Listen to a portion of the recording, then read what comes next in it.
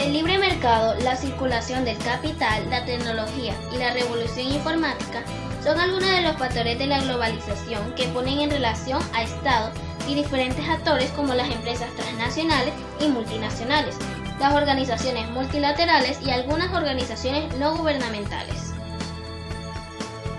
Recuerda que la democratización y la participación ciudadana pueden ser frenos por el poder del desmedio de las empresas transnacionales. La globalización también implica la construcción de nuevas estructuras del poder público que reúnen a varios países, es decir, organismos supranacionales, como función política y el diseño de proyectos y políticas comunes orientadas a la cooperación. Un ejemplo de esto sería la Unión Europea. Los peligros del predominio del mercado y de la privatización son enormes para los ciudadanos, ya que las grandes empresas y corporaciones tienden a imponer políticas favorables para su éxito económico, muchas veces en detrimento de las necesidades de la sociedad. Dentro del proceso de globalización es importante impulsar la democracia y la participación ciudadana mediante estrategias como el fortalecimiento de la participación. En los estados nacionales, los gobiernos deben ampliar los mecanismos de participación ciudadana para superar la simple representatividad. El empoderamiento de los ciudadanos le brinda un rol verdadero a la noción de soberanía popular y permite fortalecer los gobiernos no desde el autoritarismo, sino desde el consenso. El fortalecimiento de la sociedad civil. La sociedad civil se fortalece si los ciudadanos se articulan en diferentes organizaciones que les permitan llevar sus ideas, reclamos y propuestas al plano del poder político. Asimismo, el Estado debe proteger y potenciar las organizaciones sociales, la vigilancia y la penalización. Las acciones de la industria privada deben ser controladas y reguladas para que no puedan imponer los intereses económicos de unos grupos privados sobre el bienestar de las comunidades. Esto se ve en la enorme contaminación que produce la industria o en la violación de los derechos de los... El proceso globalizador ha contribuido a acentuar los desequilibrios o las diferencias de poder entre los estados en la política internacional. De acuerdo con el modelo centro-periferia, algunos países ocupan una posición dominante, mientras que otros se mantienen en una posición dependiente. Lo anterior permite dividir al mundo en países centrales y periféricos. Los países centrales son los estados más poderosos por su posición de dominio y primicia en el sistema mundial. A este grupo pertenecen los países más ricos y desarrollados, que son los que normalmente establecen las reglas de juego en el intercambio económico, por su gran capacidad para generar nuevas tecnologías, porque disponen de capital y poseen la mayor parte de las empresas transnacionales. Algunos de sus habitantes disfrutan de buenas condiciones de vida. Ejemplos de este tipo de países son Estados Unidos, Alemania o Japón, los cuales muestran una alta capacidad para influir sobre otros y defender con eficiencia sus intereses. Los países periféricos son un grupo que influye una diversidad de estados. Por una parte, abarca los países más pobres o menos desarrollados, los cuales dependen fuertemente de la importancia de capitales, de tecnologías y de algunos bienes que no pueden producir para mantener su economía. Las condiciones de vida de sus poblaciones son deficientes y un porcentaje elevado de ellas viven en la pobreza. También comprende países en desarrollo, los cuales están sujetos en diferente medida a las decisiones que tomen los países centrales, como Chile o Turquía.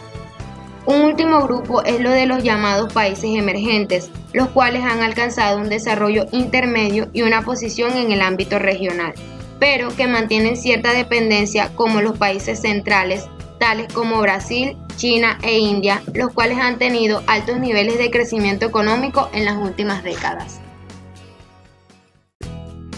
Los organismos económicos internacionales, principalmente el Fondo Monetario Internacional y el Banco Mundial, tienen como principal objetivo regular las relaciones financieras y comerciales en el mundo. De acuerdo con el Consenso de Washington de 1990, estos organismos impulsan decididamente la implementación del neoliberalismo y el libre mercado. El Fondo Monetario Internacional impulsa medidas de ajuste en los países deudores, como el control del déficit fiscal, el aseguramiento del pago de las deudas internacionales, el control de la inflación y la promoción del sector privado.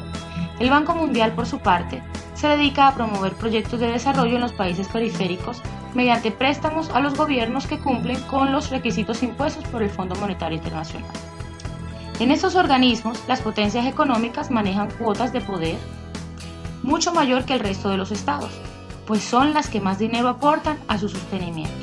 Así entonces, en el Fondo Monetario Internacional, Estados Unidos posee el mayor derecho de voto, con el 16,7%, mientras que bastante más lejos se encuentra Japón, como el segundo país con un 6,2%, y Alemania con el 5,3%, ocupando el tercer lugar.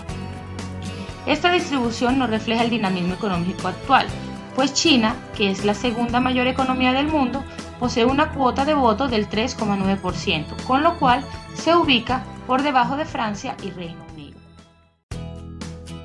Una de las características de la globalización es que no favorece a todos. La globalización, en su sentido amplio, es el proceso de interdependencia que intenta integrar cada vez más países y regiones a su proyecto de sociedad global. Sin embargo, esta ampliación no significa y no garantiza que todos los programas se incorporen en iguales condiciones, ni mucho menos que beneficien necesariamente a todos los grupos sociales y las comunidades que hacen parte de las naciones.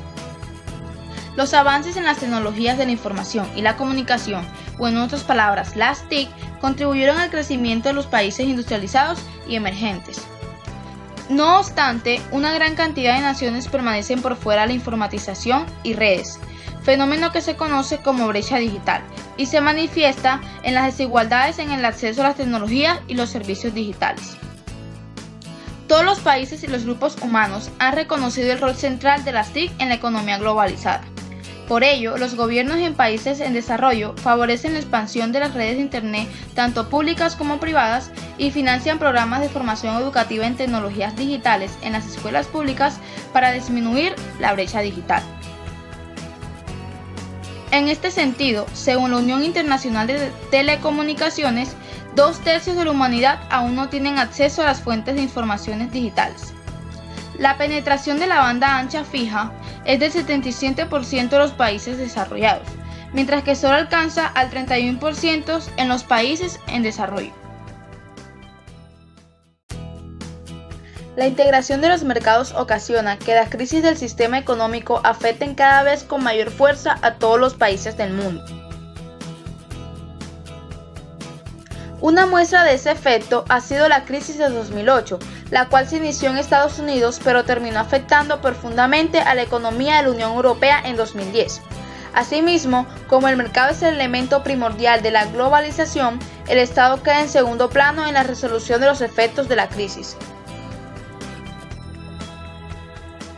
La integración al comercio mundial y el incremento del Producto Interno Bruto o PIB no necesariamente se traducen en mayores niveles de desarrollo o mejor calidad de vida e inversión social. Los problemas de pobreza y desigualdad persisten y la globalización no está teniendo efectos positivos en su reducción. Es así que según el Programa de las Naciones Unidas para el Desarrollo, en el mundo existen 1.440 millones de personas que viven con menos de $1,25 al día. Asimismo, de acuerdo con el Informe de Desarrollo Humano de 2014, elaborado por las Naciones Unidas, más del 15% de la población mundial es vulnerable a la pobreza, mientras que alrededor del 80% carece de una protección social integral. Uno de los síntomas de exclusión social en las ciudades son las malas condiciones de vida en los barrios de invasión y el alto número de habitantes de la calle. Los críticos de la globalización han señalado que esta solo ha beneficiado a los países desarrollados, pues genera más pobreza y una peor distribución del ingreso, sobre todo en los países menos desarrollados. Esto se debe a que estos estados no tienen los suficientes recursos para realizar todas las reformas estructurales para mejorar su productividad y para tomar las medidas de protección social necesarias para suavizar las consecuencias sociales de las medidas de ajuste que los organismos internacionales imponen.